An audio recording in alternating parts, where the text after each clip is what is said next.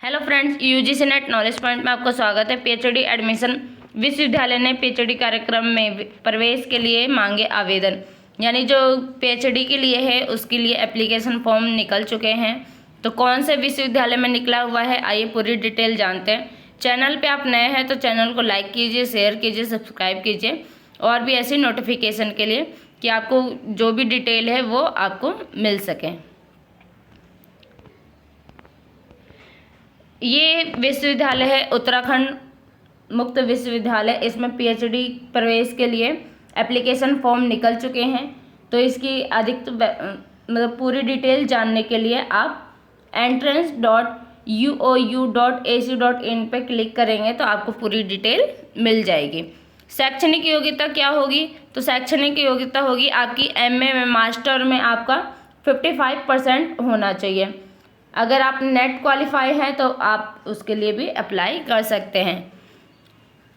Subject कौन सा रहेगा? तो आपका सब्जेक्ट है हिंदी, समाजशास्त्र, राजनीतिक शास्त्र, इतिहास, समाज कार्य, भौतिक विज्ञान, रसायन विज्ञान, वानिकी एवं पर्यावरण, वाणिज्य प्रबंधन, शिक्षा शास्त्र, अंग्रेजी, संस्कृत, पर्यटन, कंप्यूटर साइंस, एप्लीकेशंस, योग, मनोविज्ञान, ज्योतिष, पत्रकारिता, अर्थशास्त्र, लोक प्रशासन, वनस्पति विज्ञान, गणित, प्रणाली विज्ञान, गृह विज्ञान विषय। ये सारे विषय 25 विषय आपके इसमें शामिल है, यानी 25 सब्जेक्ट के लिए आपका अप्लाई कर सकते हैं जिनका जो सब्जेक्ट है।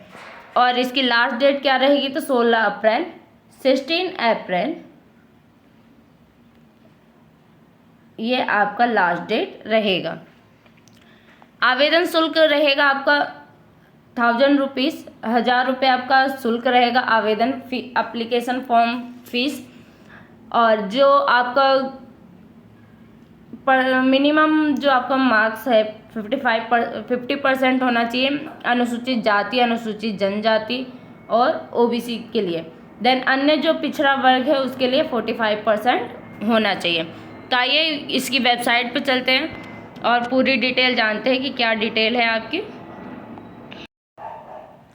ये है उत्तराखंड मुक्त विश्वविद्यालय, इसकी वेबसाइट पे हम आ चुके हैं। तो आप चैनल पे नए हैं तो चैनल को लाइक कीजिए, शेयर कीजिए, सब्सक्राइब कीजिए। आइए इसकी फुल डिटेल देखते हैं। पीएचडी इन्फॉर्मेशन, तो ये आपका एडमिशन है 2022 का पीएचडी कार्यक्रम है तो विवरण दिया गया है। तो अभ्यर्थी जो हैं यानी विद्यार्थी जो हैं वो ऑनलाइन आवेदन कर सकते हैं पीएचडी पोर्टल के लिए। उसकी वेबसाइट ये रही आपकी entrance.uou.ac.in पे। आवेदन भरने की जो प्रवेश जमा शुल्क है वो सारी डिटेल इस पे बताई गई है।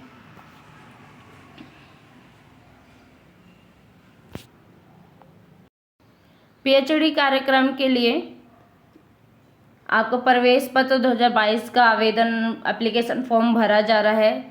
जो यूजीसी नेट क्लियर किया है, चाहे सीएसआईआर नेट क्वालिफाई किया है जिन बच्चों के लिए, उसके लिए छूट भी है परीक्षा में।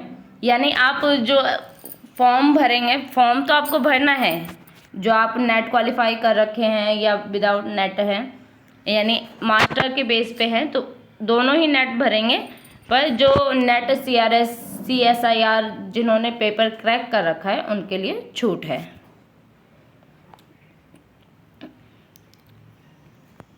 पीएचडी कार्यक्रम जो है विश्वविद्यालय आयोग के द्वारा करवाया जा रहा है। यहाँ पे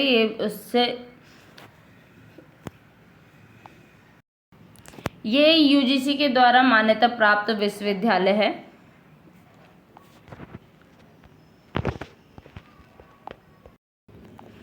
पीएचडी के कार्यक्रम के लिए अनिवार्य योग्यता आधारित होगा, यानी परीक्षा में आप सफल होंगे तभी आपको एडमिशन मिलेगा। यहाँ पे आवेदन जो है ऑनलाइन के माध्यम से होगा। आपका ऑनलाइन अप्लाई कर सकते हैं, हार्ड कॉपी स्वीकार नहीं की जाएगी, यानी ऑफलाइन यहाँ पे कुछ भी नहीं है। आप जो भी है आपका डिटेल वो आप ऑनलाइन फिल कर सकते हैं। फॉर्म शुल्क रहेगा आपका 1000 रुपीज़ जो वापस नहीं किया जाएगा। और मिनिमम आपका जो न्यूनतम जो मार्क्स रहेगा परीक्षा में बैठने के लिए वो आपका 50% होना चाहिए। अनुसूचित जाति, अनुसूचित जनजाति और पृथक निःशक्त श्रेणी यानी ओबीसी और 45% होना चाहिए अन्य पिछड़े वर्ग में। तो इन सभी के लिए आप अप्लाई कर सकते हैं। जिन पीएचडी कार्यक्रम प्रवेश करने के लिए अभ्यर्थी को 2 सेमेस्टर के दौरान विहित पाठ्यक्रम को पूर्ण करना होगा। यानी जो आपका सेमेस्टर है, आप अप्लाई कर चुके हैं, आपका पीएचडी जो है एग्ज़ाम वो क्वालिफाई हो चुका है, तो इसमें 2 सेमेस्टर होंगे, 2 सेमेस्टर आपको पूरा करना होगा। तो पाठ्यक्रम जो कोर्स है, कोर्स वर्क, ये विश्वविद्यालय जो मुख्यालय जो है इसका, विश्वविद्यालय का मुख्यालय हल्द्वानी में ही होगा। ये आपका कहाँ होगा? हल्द्वानी में होगा। और वर्तमान में विश्वविद्यालय छात्रों के लिए छात्रावास की सुविधा नहीं है, अभी वहाँ पे छात्रावास की सुविधा नहीं है। अगर आप अप्लाई करेंगे तो आपको अपनी स्वयं की व्यवस्था वहाँ पे करनी होगी। विश्वविद्यालय है जो वो आपको कोई भी व्यवस्था नहीं देगी, खाली आपको वहाँ पढ़ने जाना पड़ेगा और अपना ही जो रहने का व्यवस्था है, रहना खाना पीना, ये आपको खुद देखना होगा।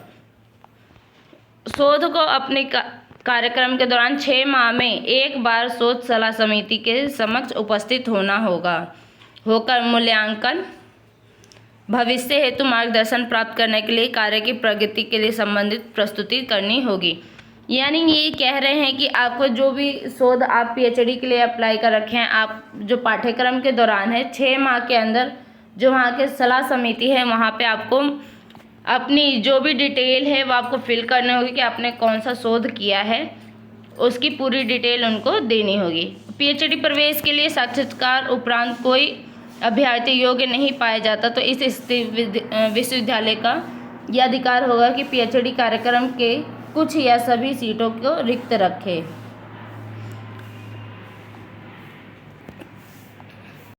जो भी विद्यार्थी है, जो भी स्टूडेंट है, उनको प्रवेश परीक्षा के लिए 70% तथा साक्षात्कार काउंसिल में 30% महत्व दिया जाएगा। यानी प्रवेश जो आपकी परीक्षा होगी उसमें आपके 70% तक और जो आपके काउंसिल होगी यानी इंटरव्यू होगा उसमें 30% तक आपके मार्क्स होने चाहिए। तो इन्हीं दोनों को मिलाकर आपकी जो अंतिम योग्यता है वो बनाई जाएगी। ये आपकी सभी विषयों की सीटें बताई गई है यहाँ पे। इतिहास के लिए जो है वो आपकी कुल सीट है 7। इतिहास के लिए जो कुल सीट है वो 7 है। समाजशास्त्र यानी सोशोलॉजी के लिए 2 सीटें हैं।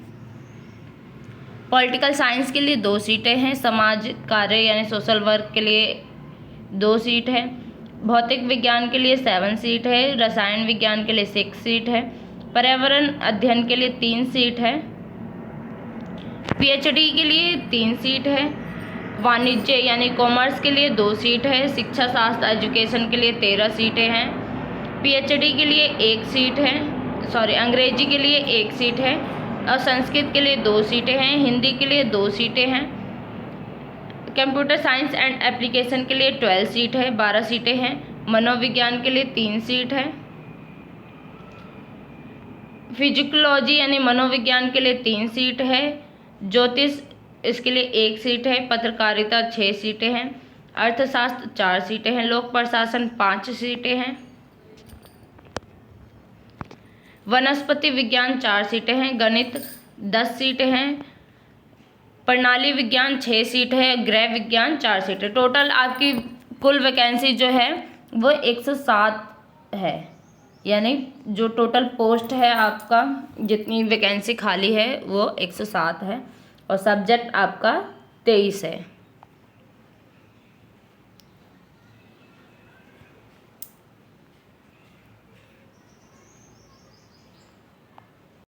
जो आपका रिजल्ट है वो आपकी इस वेबसाइट पे घोषित कर दी जाएगी, निकाली जाएगी। यानी आपका जो भी रिजल्ट आएगा वो वेबसाइट पे आप देख सकते हैं। देन इसके बाद जो आपका शुल्क है क्या रहेगा जब आप क्वालिफाई कर जाते हैं, तो प्रवेश पत्र के लिए यानी प्रवेश हेतु आपको 1000 रुपये देने पड़ेंगे। पंजीकरण एवं पाठ्यक्रम का आपका 6500 रुपये है। प्रति वर्ष जो पाठ्यक्रम शुल्क है शोध पूर्ण होने तक ये आपका 6500 रुपये लगेगा और शोध ग्रंथ मूल्यांकन शुल्क है 5000 रुपये। यानी वर्ष जो आपका 2 सेमेस्टर में होगा वो होगा आपका कार्यक्रम जो शुल्क होगा वो 6500 होगा। तो ये आपको पूरी डिटेल आपको मिल जाएगी डिस्क्रिप्शन बॉक्स में, मैं आपको लिंक दे दूँगी, उस पर आप पूरी डिटेल देख सकते हैं। और कौन से सब्जेक्ट के लिए आप क्या अप्लाई कर सकते हैं, इसके लिए क्या पढ़ना होगा, ये भी डिटेल दी गई है। ये तो हमने फर्स्ट किया था कि फुल इन्फॉर्मेशन क्या है। अब जनरल जो पेपर होगा उसमें क्या सब्जेक्ट रहेगा ये भी हम देख लेते हैं एक बार। जो जनरल पेपर होगा उसमें आपका होगा रिसर्च एप्टीट्यूड, जिसमें आपको रिसर्च की meaning, types, characteristics, positivism and ये सारी डिटेल आपको इसमें याद करनी होगी। स्टेप्स ऑफ रिसर्च क्या है, लॉजिक रीजनिंग। इसके बाद आता है आपका सेकंड यूनिट लॉजिक रीजनिंग।